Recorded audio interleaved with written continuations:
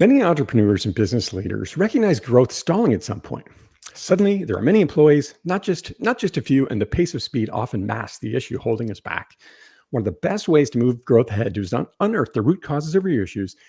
In this episode, the power of finding and understanding the root causes of your company friction and how to overcome it.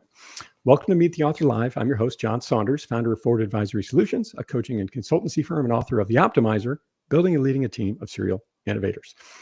My firm was built on the foundation of over 20 years of executive distribution, leadership on Wall Street, and a relentless focus on problem solving.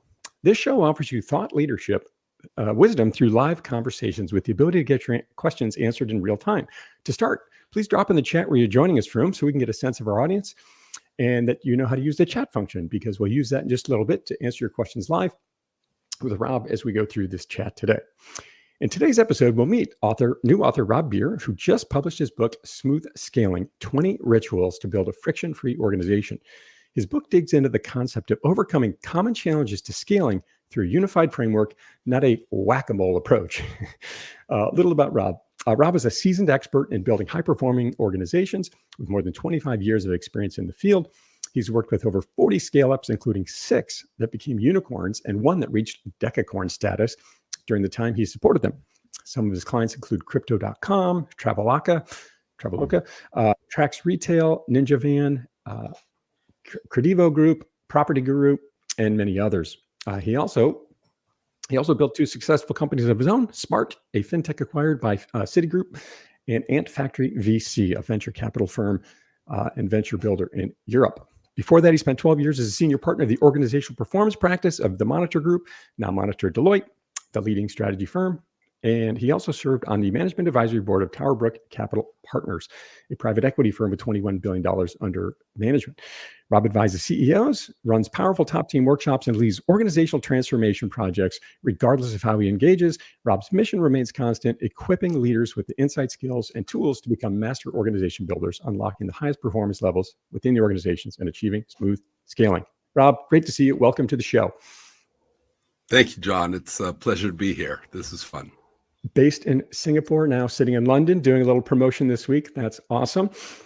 As I've read through your book the last several days, I've so appreciated your ability to see companies from both 10,000 feet to really get some perspective, but then offer very on-the-ground, actionable concepts and rituals to help overcome many obstacles to leadership and scaling. So I love this concept of rituals. Rob, where did that first come from for you? Well, I was working with a company many years ago, about 15 years ago, in the Netherlands. They were a kind of fintech startup, quite successful already. They had maybe 50 employees at the time.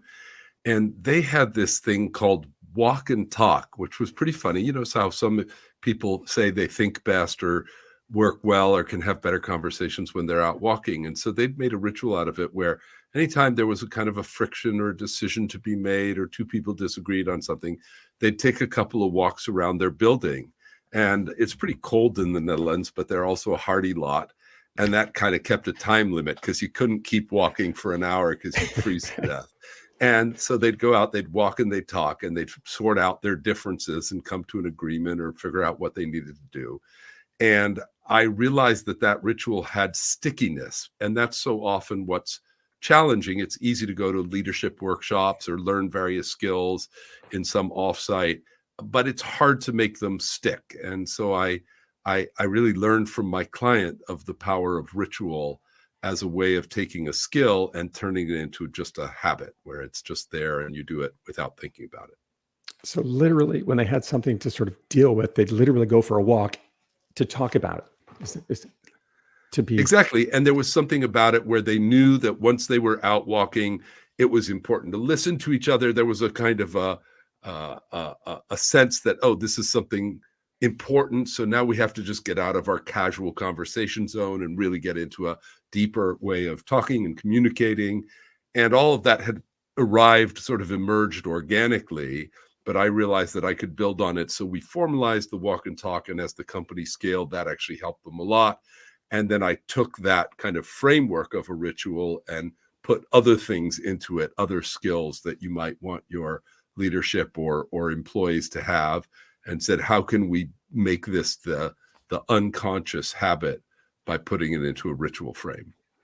I love that. So turning habits into rituals, or skills into habits, into rituals, and making them part of what you do and how you do it. And what I really like about this concept, I find for myself, and I think many others I've known over the years, when we sort of there's certain activities we do that help us think more clearly and make us, sort of more open-minded to things. And motion is certainly one of those for me, walking or driving or things like this. So I love that idea. So this book you've put together, Smooth Scaling, 20 rituals to overcome, 20 rituals to create a friction-free company. What really pushed you to write this book, Rob? Well, I'd like to say it was only that I saw my clients struggling with the problem, but I also have struggled with the problem myself. So about 25 years ago, I started a company here in London called Antfactory. It was a venture builder that partnered with corporates to help them build digital businesses that would leverage their traditional assets. We set out to raise $30 million. We ended up raising $550 million. So we had plenty of capital. We actually did have a business model that worked quite well, and we solved a very real problem for these corporates. So we thought we had everything that it took to scale: product market fit, a workable business model, and plenty of capital. The short version is we grew like crazy. We failed to scale, and we can talk about what the difference is. Our failure to scale showed up in lots of ways: quality problems, internal frictions, disagreements, people getting upset, poor quality work. And so I learned firsthand that growing is not the same thing as scaling. Right. So let's go there. Growth and scale. I think oftentimes we get those confused. And what is, what should we know about those two things? What's the difference? Well, I would say that we have a tendency to rebrand words. Back in our generation, we used to say we agree on things, and then everybody started using the word align. And so now people say, let's get together and align. And that's fine, but they mean the same thing. And somehow growth got rebranded as scaling. So if you go to your venture capitalist and he says, what's your big plan for next year? And you say, oh, I want to grow my business. He goes, well, of course you want to grow your business, but what's the big plan? But if you say to him, oh, I want to scale, then he says, ooh, good job. That's cool. Go get him. So somehow scaling became the cooler word for growing, but it does mean something different. Growing, we understand what it means: more revenues, more customers, probably more people. Scaling has a technical definition, and the technical definition is enlarging something while keeping its intrinsic properties, while preserving its intrinsic properties. So if I take a photo and I enlarge it, but it becomes very grainy and rough, then I've grown the photo. If I take a photo and I enlarge it, but it's just as high resolution and fine as it was before, that's scaling the photo. So typically what we're talking about in a business is keeping the essential properties of clarity, alignment, teamwork, trust, good relationships, efficiency. Those are all things that companies often have when they're 10 people, 20 people, 50 people, and very rarely have when they're 200 people. And so that is because they have failed to preserve certain qualities of the company as they grew it. And you could say, therefore, I don't want to say failed to scale, but maybe struggled to scale as successfully as they might have. And if you had a company that at 200 people was just as efficient and just as smooth and just as great relationships and just as great at aligning as when you were 20, then good for you. You've done something really remarkable, and that is to truly scale your organization. I love the way you really bring clarity to this idea and sort of differentiate these 2 points, because they are very different, and we confuse them all the time. And it's interesting that one has become kind of a sexier term these days. And right, the big cause here, the big holdup is friction, right? I love that you talk about this and how you explain it. And you use this really interesting analogy in the book around arthritis, which is sort of near and dear to my heart because I've got sort of early stages of it in my, it kind of runs in my family. But so how do you see, friction in business? What does it look like? And, where does it come from? Okay, so those are a bunch of questions. Maybe I'll just tackle the arthritis one first.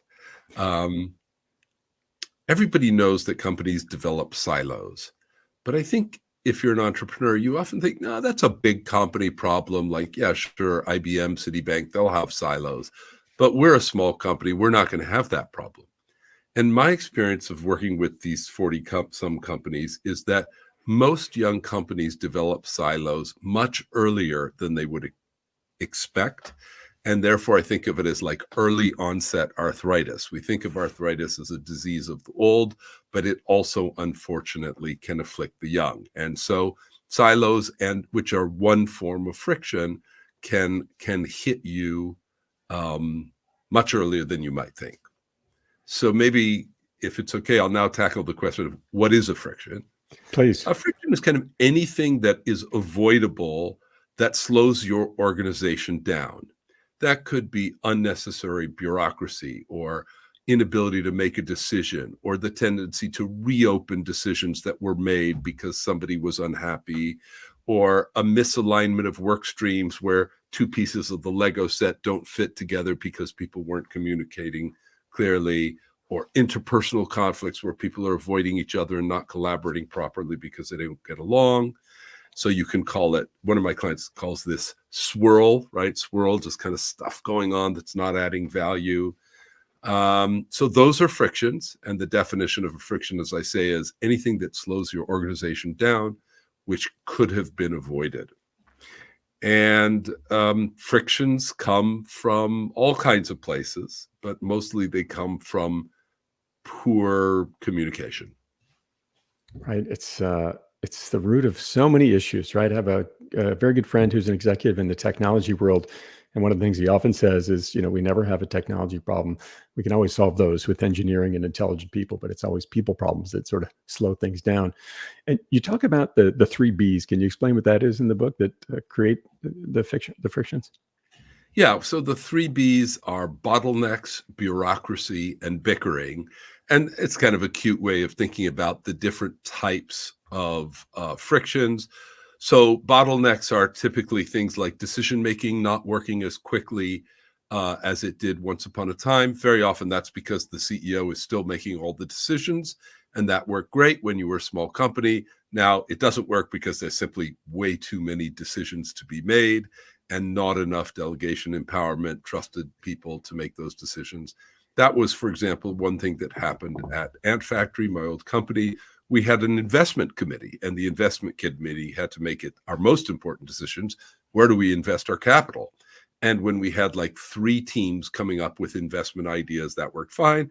When we had 14 teams generating investment ideas all around the world, each one wanting their investments approved, it became a huge bottleneck. The second one is bureaucracy. That's people adding processes and such that are intended to add value, but often don't. I mean, a good example of that might be OKRs. OKRs, when they're done well, are really great. But for a lot of companies, if you ask them, how are your OKRs adding value? They'll say they're not adding value. They're just some step that I have to go through. Or performance reviews might be a bit of bureaucracy. And then obviously, as you get into larger companies, you get even more. And then bickering is, just the interpersonal piece where people aren't getting along. They're having unproductive discussions. It might not be personal in nature. It might be, but they're just not having constructive discussions. And so things are not moving forward because they can't get aligned, to use the modern word. And one of the things I really appreciate about so many of the concepts in your book is I talked about sort of this 10,000 foot view and then bring it to the ground level, is really having these very real conversations, or as in the book, you call them us conversations, right? It's so easy to talk about it conversations. We need to solve this problem. We need to work on this project, right? Can you tell us the difference between the it and the us conversation? Absolutely. And it goes back to what you just said, John, about your friend who says there are no real technology problems. They can all be solved. The real ones are people problems. So I tend to agree with that.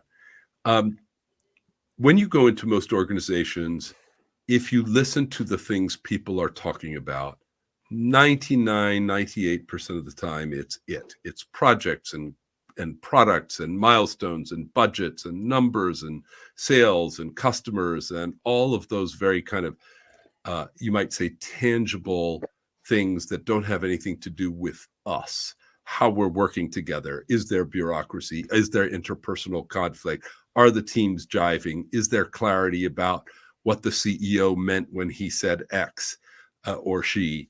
And we tend to avoid the us conversations, often because we think they're going to be awkward or uncomfortable, or we just don't feel we have the skills, or maybe we don't think they're important. It's just we have to get stuff done. And so let's talk about it, even though everybody knows at some level that we will get more stuff done if we can resolve some of these frictions. So yes, there's this systematic tendency that I've seen in every organization in the world, more in some than others, to have it conversations and not us conversations. What's the real problem with that? The real problem is that very often the root cause of the it issues lies in the us domain. So if you have a SaaS business and a customer is complaining about this and that and the other, and now they're threatening to churn, to not renew, and that comes up and it hits the senior executives and they're like, no, that's one of our biggest customers. What's the problem? How do we solve the technical thing? Maybe do we give them a discount to ensure that they continue to stay a customer? That's people solving an it problem. But the question is, why are they unhappy? Why was that customer unhappy? And if you got to the root cause, you might find it's because 3 different departments that touch that customer were not working well together and were not providing a seamless and integrated service. And so that's an us conversation, which is at the root cause of the it problem. So if you don't have us conversations, you don't get to the root cause of not all your problems, but many of them. Sounds a little bit like even marriage counseling. Am I hearing an analogy here? I guess so. Certainly, some marriage counseling is necessary. I do a lot of work with entrepreneur-led companies, and usually they're co-founders, and the co-founders themselves, who probably were very happy to be together once, often can become misaligned, and they need some help to get back to where they once were. But at every layer in the organization, the quality of relationships matters to how well we work with each other. And we know this, and we talk about trust, but we don't always have the skills to overcome the frictions that naturally arise and the tensions. And then that becomes problematic. And that piece of the, let's say, body politic of the organization may not move as nimbly or as smoothly as we would like. And if you don't attend to those over time, you get arthritis. You get all these bits of the organization that are a bit slow, a bit creaky, a bit cranky, a bit grumpy. And soon you have a low-performing organization, not a high-performing organization. And then, right, the silos form and it's us against them. And suddenly the synergies fade away, right? And you can forget about scaling. Right. One of the things you talk about in the book that I found particularly fascinating was this, companies measure all these things, right? Revenues, costs, profits, but there's one major expense that seems to never get tracked. What is that expense, Robin? How can you think about measuring it? Well, so the big expense is meetings, and this is not specific to growth companies. This is true in every company.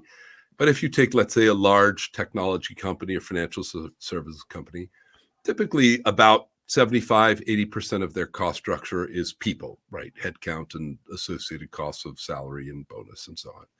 And if you think about where people spend their time and the fact that the most senior people spend the most amount of their time in meetings, and you do all the arithmetic of sort of the weighted average salary times the amount of time they spend in meetings, turns out that a lot of companies spend between 40 and 50% of their total cost structure. Every penny they spend, 40 to 50% of it is spent in meetings, and never less than 30%.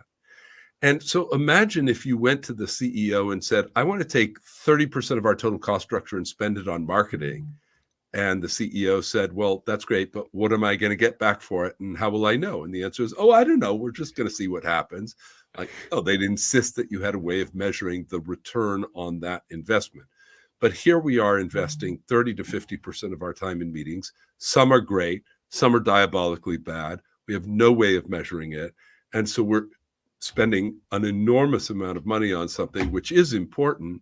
It's not like we can do away with them, but which we have no way of either measuring or improving. And importantly, you can't really improve sales if you don't measure sales, because what would I improve? Which product, which region, which is it a pricing issue? You need information to improve sales, and you need information to improve meetings.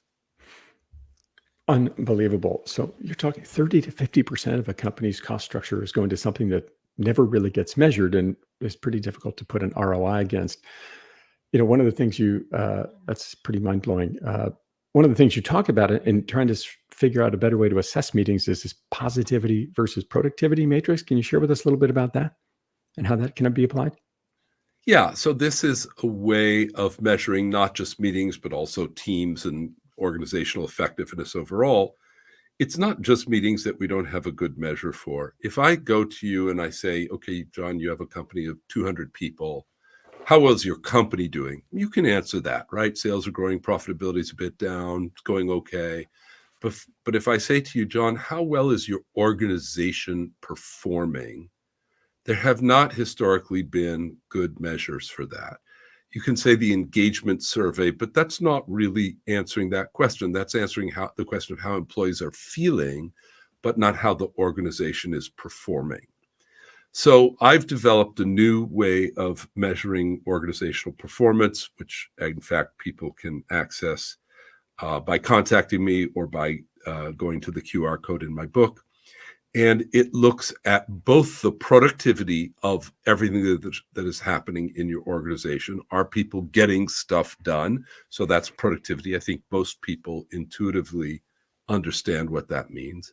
But it also looks at positivity. And positivity is a sort of broad catch-all word for, are the relationships such that we can work well together? Positivity is not about sushi bars, is not about giving people fancy bonuses. Those are all nice things, but they don't help get the work done. But if you and I have really good communication and we trust each other and the meetings are well designed and I know what you're supposed to be doing and you know what I'm supposed to be doing, that's a different kind of positivity. That's about fun doing the work, right? That you and I work well together, our teams work well together. Whereas over here, there might be another person, let's call it Susan, and maybe she and I find it harder to work together. It's slow. We have to be very careful with each other, not to offend each other because we don't really get along. And so that's not terrible, but it's less positive. And that ultimately can affect productivity, because if we don't trust each other, if we don't communicate well, that will show up in the work and how much work gets done or how effective the work is.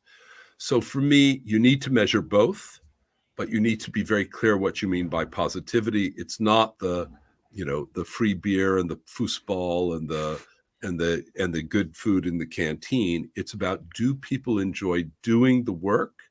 And that's largely about whether they enjoy interacting with their colleagues around the work. So when you have positivity and productivity, you get a kind of flywheel effect. If you and I enjoy working together and we're getting a lot of stuff done, then of course that makes us want to work together even more. And so that's a really positive flywheel, but you need a way of measuring it. I love this idea and how you put it in the book. You say, don't try to make people happy to come to work. Instead, focus on maybe making people happy doing the work, which is such a kind of a nuanced difference, it seems, but in many ways more stark. And creating that environment. And you talk about this idea of a health index, right? Can we share with folks what that's about? I think that's where the QR code takes you to. Yeah, that's right. So there's a survey in the book and available on my website, but you need to kind of get the secret page to download it. But it's a free tool which people can use, which measures the overall health or fitness of the organization, which is really a way of saying, imagine take the total productive capacity of your organization, net off from that the productive capacity that you are losing due to frictions. And then you have a kind of, what is the actual effectiveness of my organization? And so this this survey instrument, helps you assess how much lost productivity are we experiencing because of bottlenecks, because of bureaucracy, because of bickering, because of inability to make decisions or misalignment of work streams. And what are the root causes of that on the positivity side? Oh, this department and that department are not communicating well or don't like each other or what have you. And therefore, you get a roadmap, which is really actionable for leaders to know where to engage and how to improve their organization, which is something that most other surveys don't give you. They don't tell you really how you can improve the situation. What a powerful tool to help people really get a clear view of what's happening inside the organization, and are people getting along, and where is this dysfunction sort of coming from, right? I love that idea, and great that you have this tool out there. I did drop in the chat a link to get Rob's book, which is available now wherever you buy books online, as well as his website, where you can find more information about Rob and what the work he's doing out there, robbier.com, BIER. Let's keep rolling here. One of the things you talk about is this transformation that CEOs need to make to become effective leaders of a scaling versus a growth company. What does that look like for CEOs? What is that transformation they need to make? Well, I mean, I work with all size companies from small to very large, but it's interesting to just for learning to look at what it's like to be CEO of a very small company. So let's say it's a 10 or 20 person startup. And in that world, a CEO's job really is not very different than anybody else's. Their job is to get stuff done, right? Write a deck, call an investor, call a customer, look at the code, write some code, call another customer. And so that's what I would call the stage one CEO, get stuff done. Then you have some success. You've got 50 or 100 people. You've got a proper management structure. You've got a sales person to lead the sales team and salespeople to call on the customers and so on for engineering and finance and operations and so on. And at that point, the CEO's job is really to make sure stuff gets done. And so that's typically overseeing work streams, problem solving, implementing systems like budgets and OKRs and tool project management dashboards and so on. So they're really overseeing a lot of different things. And you can think of it as a kind of Uber project manager job. And most, most CEOs are very able to move from that stage one to stage two. But at some point, that runs out of steam. And at some point, you're running an organization that is, first of all, too large for you to keep track of everything that is going on. But secondly, the root cause problems that are preventing the organization from getting stuff done are no longer it problems. They're us problems. They're frictions and silos and all of these things, which is not where the CEO has been focused. They've been focused on customer and product and code and engineering and budget and all of that stuff. So now they need to make a much bigger transformation from looking at it problems to looking at us problems, or from making sure stuff gets done to what I call building the organization that gets stuff done. So imagine that you're a CEO and you wake up every day and you think, my job is not to get stuff done or solve business problems. My job is to enable the organization to get stuff done and solve business problems. And when problems come up, rather than just solving the problem, I'll try and understand, how can I equip the organization to solve that problem or prevent it from happening next time? That's a very different mindset. It's kind of like fly-by-wire, like you're running the plane, but you're not physically controlling the rudders the way you were in an old-fashioned plane. And some CEOs make that transformation easily, most struggle. And so that is the stage 3 transformation, which is really important if you're going to scale a company, but quite challenging. So, for those hearing you, listening to what you're saying, there's, this makes sense to me, Rob, but boy, I'm not even sure kind of how to get out of the gate here. What would you say somebody who's feeling your pain you're describing here, but not sure where to start? What would you tell that leader? Start at the top. Pick maybe not even the entire leadership team.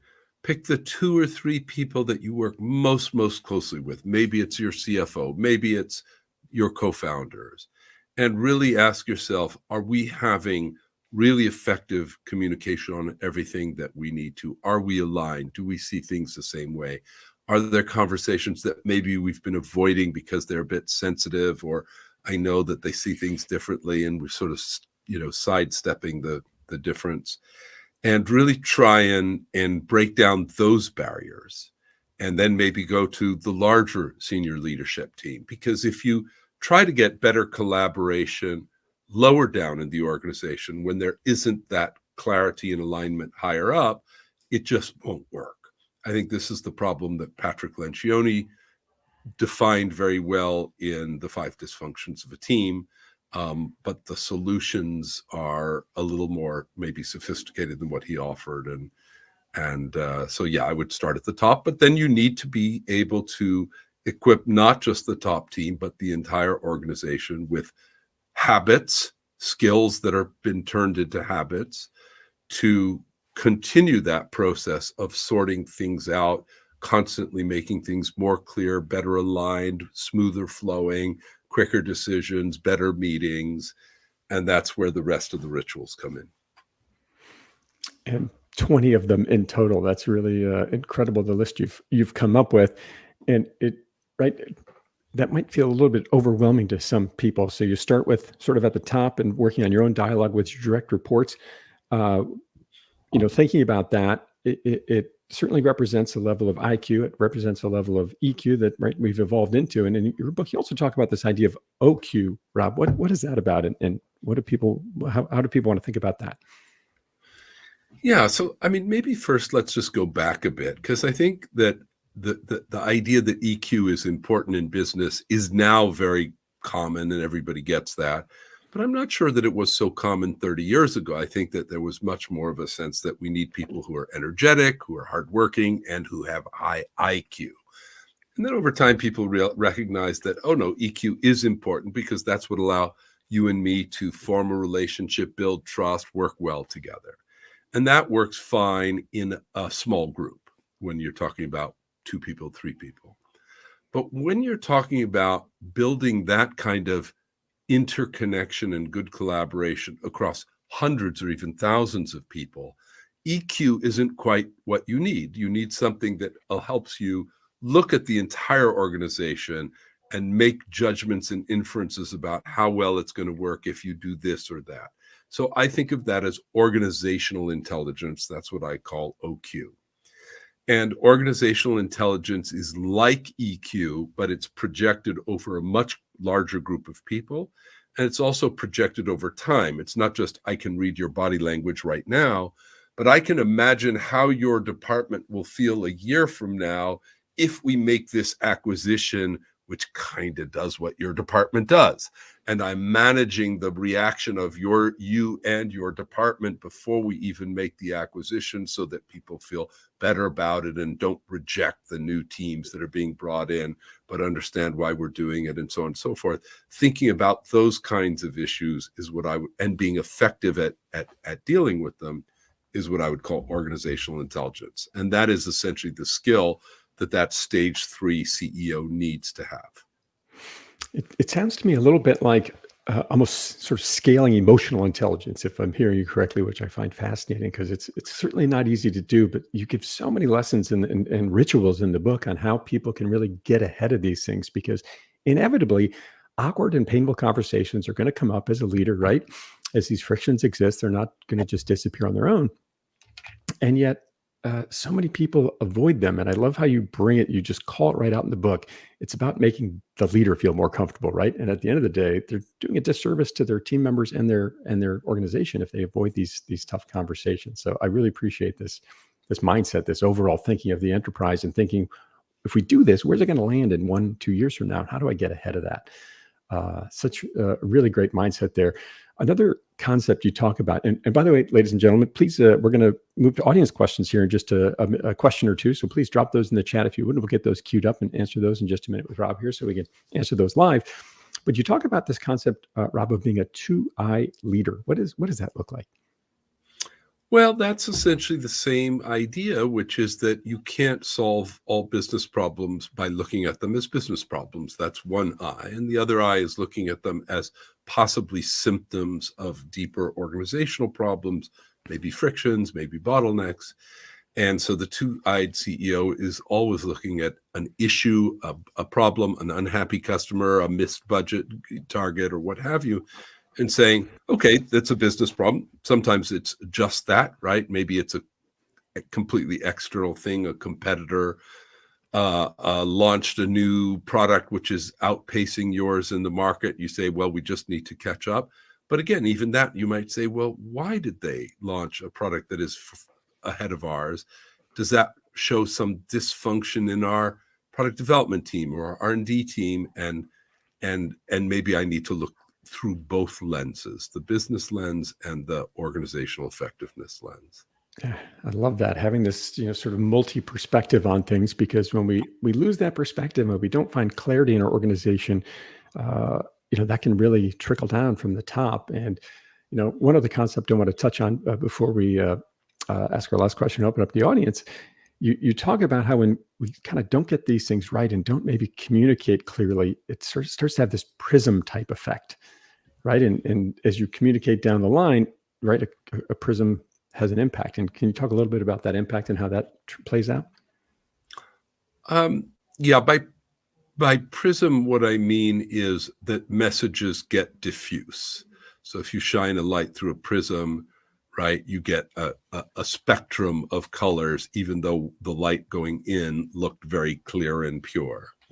And that's what happens in organizations. It's, Chinese whispers or telephone tag or whatever you want to call it, that a message that started out clear, as it goes through your organization across and down into different countries, almost by definition loses some of its fidelity and becomes a little less clear. Now, that's okay. That's just sort of life. But what if the original message was put out by 5 different executives, and even the original message was not very coherent? They were each projecting a slightly different color in that imagery analogy. Or if people were intentionally manipulating the message to say, okay, for our department, we're going to kind of slightly reinterpret this message to make us look better or get more resources or what have you. So yeah, you really want that fidelity where the message that came from the top is absolutely as clear and as well understood and says exactly the same nuances when it reaches everybody in the organization. But for that to happen, you need to have very, very good communication at all levels. So that's really the idea of the prism. And clarity is so key, and so many times I think we take it for granted. And if there's maybe a lesson I've learned about communication over the years as a leader and a coach, is that somewhere around 7 times you need to sort of get something out there to make it really land with people. And I'm fascinated by so many times I hear people say, "Oh, send out an email and now everybody gets it, so we're good to move ahead here." And of course, one email is probably not going to get your message out there delivered, or even just having the conversation just one time. Right? And you talk about this idea. I really appreciate this concept in the book. Dialogue is an operating system for all leadership and management. Everything else is just an app. I really appreciate your thoughtfulness around dialogue there. So yeah, I mean, just take as an example the development of a budget. Like, more or less every company has some kind of budgeting process, and it starts in August and they hope to wrap it up by October, but it's never done by October. Often it's not actually done until January, February in the new year. So it's a process, and you can have a better process, a finance director or CFO who's got it all streamlined and knows exactly how each person's going to have input. But that actually is not the real budget. That's just the framework. The real budget is a series of conversations. I need you to hit this number. Well, I can't hit that number unless you give me these resources. Well, I can't give you that many resources, but I'm going to give you this many resources, and so on and so forth. And if those conversations are good, if they're constructive and based on mutual understanding and challenge each other, but in a constructive and respectful way, you will end up with a good budget, whether you got there by October or January. But if the quality of those conversations is poor and people are gaming it because they know they're going to get beaten down, so I say, well, I'm just going to aim for 40, even though I actually think I can hit 70. And then you say, but you have to hit 100, right? And all of that stuff. Then you're going to end up with a bad budget, which is not helpful to the company, even if it got done by October. So the point is that the more important piece than the speed and efficiency of the budgeting process is the quality of dialogue that informed it and that actually generated the outcome. And that would be just as true if you were doing a strategy discussion or if you were deciding which candidate to hire, you can have good recruiting systems. You can have good rubrics for evaluating candidates. But in the end, it's going to be me, the hiring manager, and the recruiter sitting down saying, well, should we hire John or should we hire Susan? And the quality of that discussion will ultimately determine the quality of our hiring. So yeah, dialogue is the operating system, and all these other things are apps. By all means, have a great recruiting system. By all means, have a good budgeting system. But it's really only as good as the quality of the dialogue that it's built on. So you need both. So important to not just rely on one thing there. So many, 20 rituals, so many great lessons and actionable takeaways. And I love the very clear roadmaps you offer in each ritual to roll them out step by step and make them part of your daily habit and what you do. We started this conversation with rituals, Rob. How has your thinking on rituals evolved since the walk and talk? Well, first thing to say, so as not to scare our listeners, I wouldn't expect any company to adopt 20 rituals. That's never going to happen. Right. I offer all 20 because they relate to different types of issues that a company might have, but I would never recommend that you tackle all of those. So leadership is still in charge. Leadership has to know what's important to that company at that time. Things like my organizational health survey can help them get better insight into where the issues are. Organizational intelligence, OQ, will help them understand where the frictions are. And then they can pick maybe 2 or 3 or 4 rituals that will specifically address the pain points that they have. But the other thing I would say about rituals is that it's a lot better to not get injured than to get injured. What do I mean by that? If you think in a kind of physical analogy, if I go out and I run really hard and then I get an injury and then I go to the physiotherapist and then they tell me this is what you need to do in order to recover and heal. Okay, that's good. That's better than not going to the physiotherapist. But what if I went, instead of going to the physiotherapist, to a fitness trainer and a specialist running coach, and I said, tell me what are the protocols I need to do, the stretches and strengthening exercises, so that I can run really fast and not get injured? That's a lot more helpful. And they might say, yeah, you need to do these 3 stretches and these 2 strengthening exercises. And if you do those, you can run all you like. So when I talk about rituals, I'm really talking more about preventative measures than post-injury measures. But there's a mix of both. And I guess if I stick with the sports analogy, if you think about professional, soccer players or basketball players who are at the absolute top of their game, they're very, very fit, they still go to the gym. They still do squats and lunges. They still stretch. It's not because they're not fit. It's because they want to remain fit. So they are doing preventative work rather than remedial work. And that's exactly what people should do in organizations. And if I can keep going for one more second, please. I just say the us conversations are a lot easier to have when it's preventative. If I go to you and I say, hey, John, our 2 departments, they seem to work okay. I don't know of any big issues, but I think it could be better. Let's go off and figure out how to build trust, have better process, have better communication, even tighter alignment. You're like, sure, that sounds good.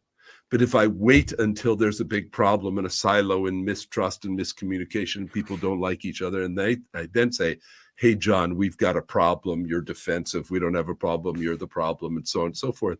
So it's much easier to start this whole process before there's problems. That is such a recurring theme throughout the book that I appreciated. That is, thinking ahead. What is this going to look? What is this circumstance? What is this decision? How is it going to play out in the coming months? And how do I get ahead of that? so I can manage these situations when they inevitably arise. I so appreciate that. So many great concepts and rituals. And as Rob said, don't try to tackle all 20 at once. It's a roadmap to help you, change habits and patterns over time. If you want to learn more about Rob and certainly to schedule time with him, I'm going to drop a link in the chat to schedule a quick discovery call with Rob to learn a little bit more about what he does. You can certainly visit his website, robbier.com, ROBBIRE.com, to learn more about his work as well. And with that, I want to jump over to a couple questions that showed up in the chat here, but thanks for that, Rob. Got a question that came in from, it looks like Carlo, and he's saying, a lot of this is, there's big talk in here embedded in all these conversations around trust. If trust is kind of feeling broken in my organization or not there, where would you try to start to rebuild that? That's a big question. So trust is an outcome. And when people say, oh, one of our company values is trust, I always challenge them on that, because you can't legislate trust, right? Trust is an outcome of other things. And it's really an outcome of, I would argue, mostly dialogue, right? Communication that has gone wrong in the past or gone right. And so I would say we need to start with better dialogue. That's brings us into the whole world of psychological safety. So if you and I have had a lot of conflict in the past and we don't trust each other, we're not going to fix that overnight, but maybe we just take one small thing. And if we can navigate one small thing and have that go well, oh, I saw a different side of John today. He seemed more open. He seemed more collaborative. He listened better. And John says the same thing about me. Okay, we didn't solve all our problems, but now we've kind of reversed the situation where trust is starting to grow. And hopefully that'll make the next conversation between myself and John a little easier, and we'll tackle another thing. So trust is like a scoreboard that sums up all the conversations you had that were good, that were both productive and positive. Unfortunately, the conversations that are bad probably score more heavily and can, it takes more time to build it than to erode it. But that's really where you start. You have one conversation at a time. You pick one small thing and you make sure it's both productive and positive. And again, there are rituals in the book that would help you to do that. And I love that matrix you put together on helping people really think about the balance between those things too, right? It's fun to have positivity, and as you said, have a great, toys around the office, foosball tables and whatnot. But at the same time, we want to, make the work fun and get people getting productive. We have a couple of questions here showing up. One from Ayushi Patel. Hey, Ayushi, thanks for joining us. Looking for advice around a technology startup idea, and maybe if there's a little more context around that, if you have it, Ayushi. But early thoughts on that one, Rob? Well, I mean, I'm not an expert in validating, but what I would say, there's one little test that I've found over the years, which I think works pretty well.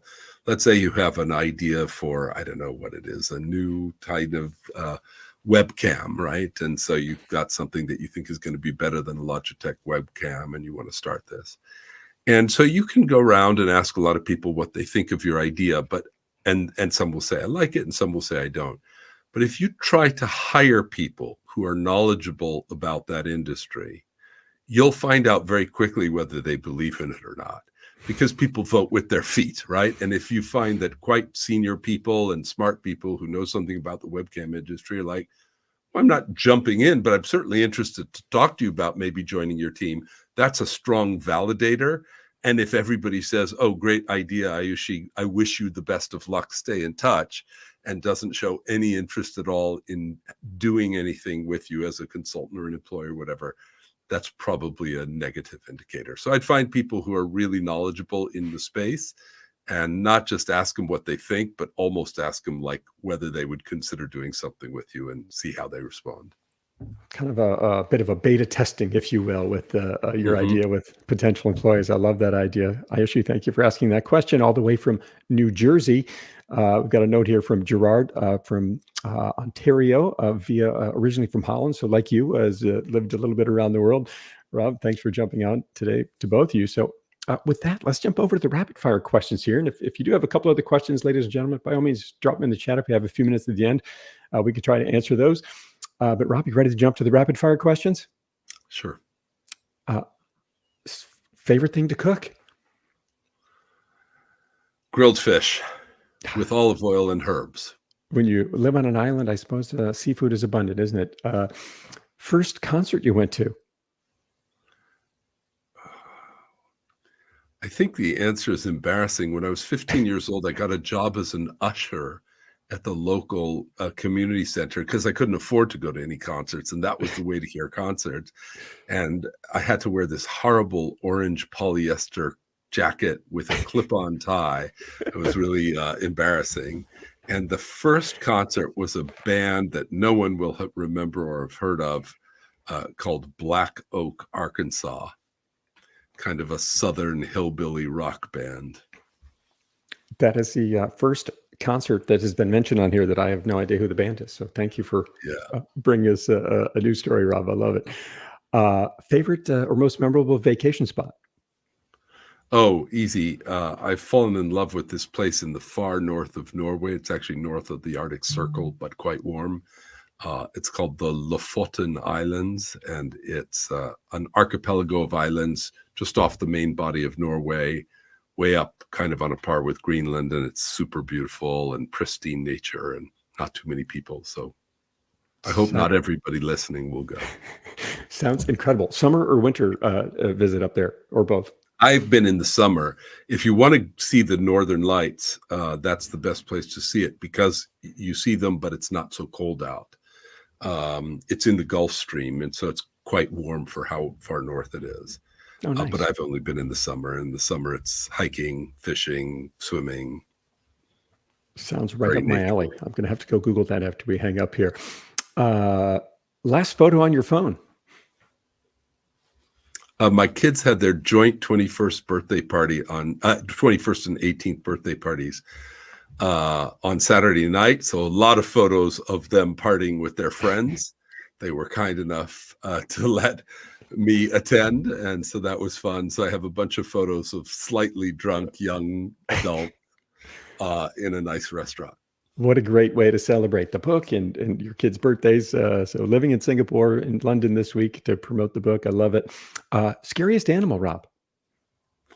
Scariest animal? Gosh. Well, I don't know. I've never met a tiger in real life, but I talk a lot when I work with clients about scary tigers being like senior executives who are scary to other people in the organization and how that can make it difficult to have us conversations. So I tell them not to be the scary tiger. So many great analogies that you use throughout the book and to really help us the lands more deeply. What's your most audacious goal for the book that you've set for yourself? That is a good question. I haven't really set very specific goals.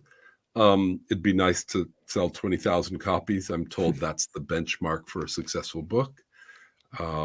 And I don't know how many I've sold so far, so I can't answer that question. But honestly, the most important thing for me would be to educate. I think that there's been a big gap in the marketplace of ideas to help executives and entrepreneurs with this particular aspect. We've had so much great writing over the years. Eric Ries with Lean Startup and the idea of product market fit, or Kim Scott with Radical Candor and how you can give better feedback. And, there's just so much good writing and intellectual property out there available to executives and entrepreneurs. But there's been this huge gap in the market. And so if you go to Google and you type, how do I build a high-performing organization that scales? I think Google had no answer for you. And I hope in the future it points people to my book. Maybe ChatGPT. No, I love that. And I'll tell you, as I, read your book, I think I see this as such a great manual that I think leaders should have sitting on the side of their desk that can reference throughout the day and pick up new ideas and rituals to develop and work on. So I just found it incredibly helpful and so many tangible and actionable ideas. So if you could describe your writing journey, right? You spent a long time and a lot of energy writing this book. 5 words that might describe your writing journey. 5 words. Oh, writing is not that hard. Rewriting when your publisher tells you your book needs it is harder. I think when I wrote my book, we called that revision hell, I think is the term somebody taught me. as pretty you're going much. through those revisions, right? Sanding it and sanding it and sanding it and sanding it, and then deciding when it's done, right? Yeah.